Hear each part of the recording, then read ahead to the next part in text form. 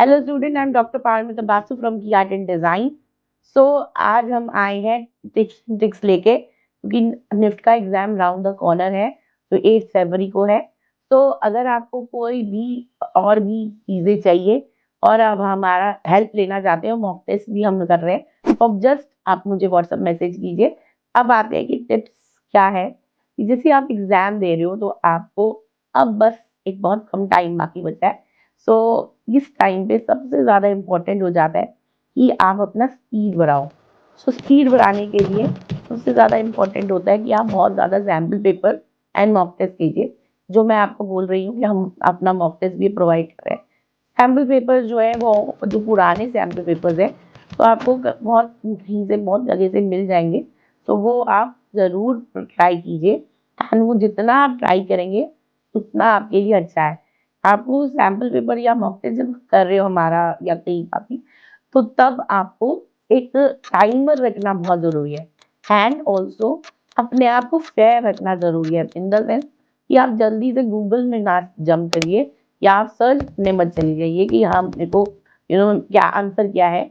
आप दीजिए उस टाइम पे, आप जो आप मन कर रहे हैं, जो आपको आ रहा है वो ही कीजिए।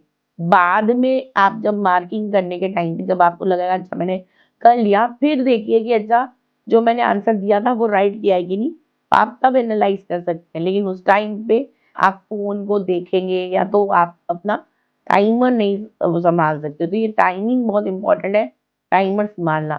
दूसरा नेक्स्ट, जो ड्राइंग का अगर आप कर रहे हो तो अगेन जब भी आप ड्राइंग का प्रैक्टिस कर रहे हो तो आपको बहुत ज़्यादा प्रैक्टिस जो है करना है वो है पर्सपेक्टिव, उसके अलावा ह्यूमन फिगर।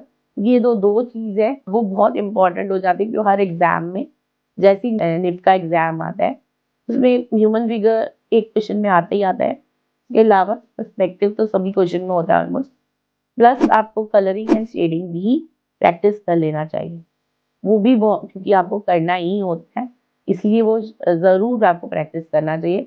अगर बहुत लोगों ने शेडिंग प्रैक्टिस की पर आपने पेंसिल कलर प्रैक्टिस नहीं की, तो वो चल के बाद में चल के आपको बहुत प्रॉब्लम करेगा। इस वजह से दोनों चीज़ें बहुत इंपॉर्टेंट है जो कि आपको प्रैक्टिस करना।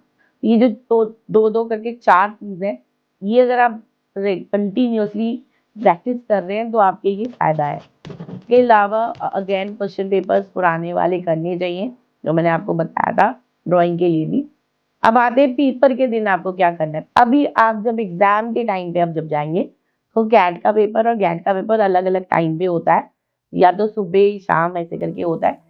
तो सबसे पहले कैट का पेपर हो जाएगा या सबसे पहले गैट का, इट इज ऑलवेज चेंजिंग। जैसे ही आप कोई भी पेपर देने जाओ तो याद रखना, स्पेसिफिकली जब आप गैट का पेपर देने जा रहे हो तो आपको अगेन बहुत स्पीड में, टाइमिंग इतना नहीं होता, स्पीड में करना है काम।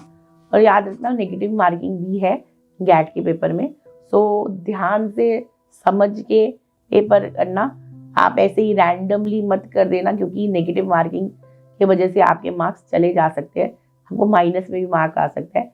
जिसमें आप बिल्कुल श्योर नहीं हो आंसर, वो बिल्कुल आंसर मत कीजिए। नेक्स्ट जो है कैट का पेपर। कैट का पेपर में जनरली 3 क्वेश्चन आते हैं, और वो 3 क्वेश्चन 3 घंटे में करना बहुत ईजी है, रादर देन जो आपने अभी बहुत लोगों ने एनआईडी का पेपर दिया है, तो वो आपको पता है कि 3 घंटे में कितने क्वेश्चन आए थे, मतलब ऑलमोस्ट 18 क्वेश्चन आए थे।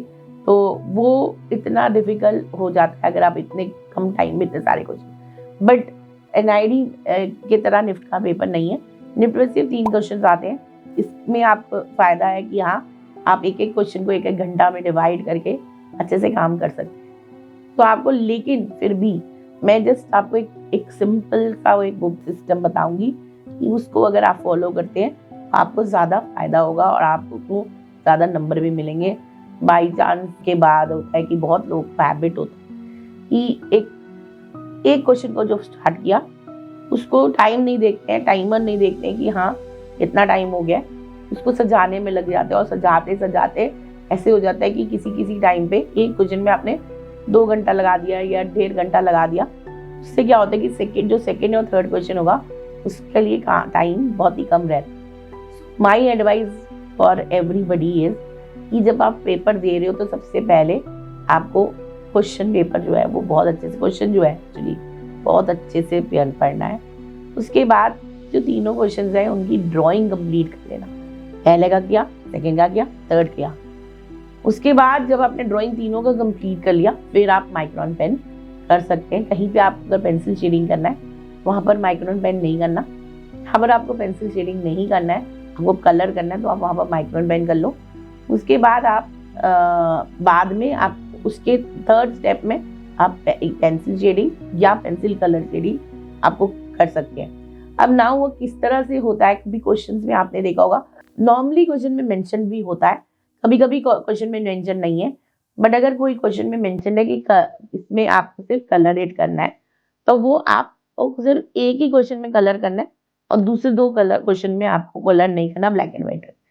बट अगर आपके एक क्वेश्चन में लिखा है आपको इसका वो ब्लैक एंड व्हाइट करना है, इसका मतलब बाकी दो क्वेश्चन को कलर करना है। ये बहुत इंपॉर्टेंट है। बहुत लोग सोचते हैं कि एक क्वेश्चन में ब्लैक एंड व्हाइट बोला तो तीनों को ब्लैक एंड व्हाइट करके आ जाते हैं, या एक क्वेश्चन में कलर बोला है तो तीनों को कलर कर देते हैं, तो वो गलत। इसलिए क्वेश्चन जो है वो मैंने पहले भी बोला, बहुत इंपॉर्टेंट है अच्छे से पढ़ना।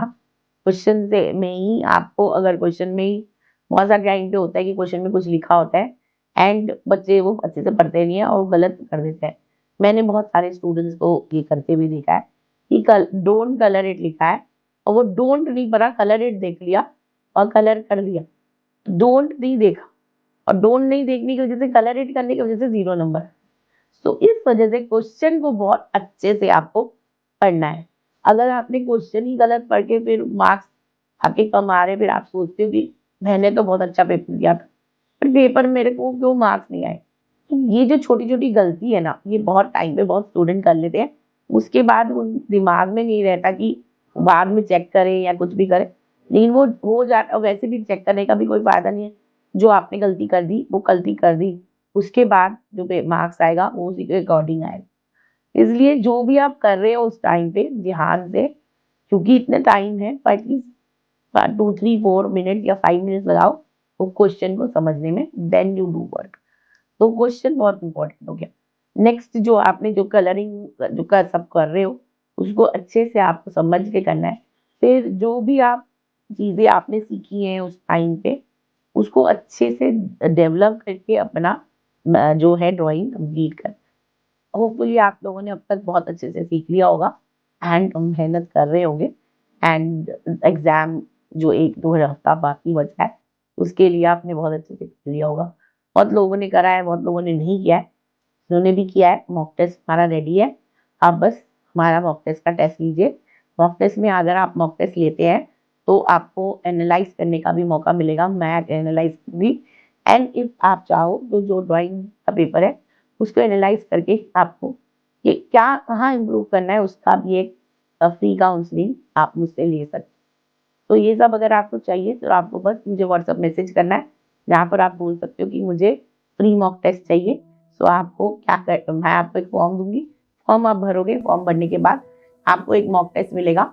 उसको आप जैसे ही भर के एग्जाम दे के दोगे तब आपको सेकेंड मॉक टेस्ट मिलेगा एंड वाइस वर्सा चलता रहेगा। सो उसके बाद आपकी एनालिसिस सब कुछ करके आपको जूम मीटिंग का भी वो मौका मिलेगा।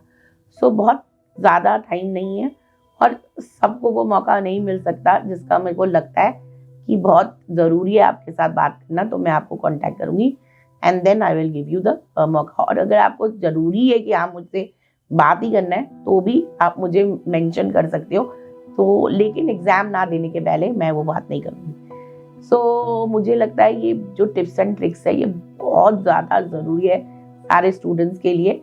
लाइक एंड शेयर करना मत भूलिएगा। जो फर्स्ट टाइम इस चैनल में है डू सब्सक्राइब। फिर मिलते हैं नेक्स्ट वीडियो में, बाय।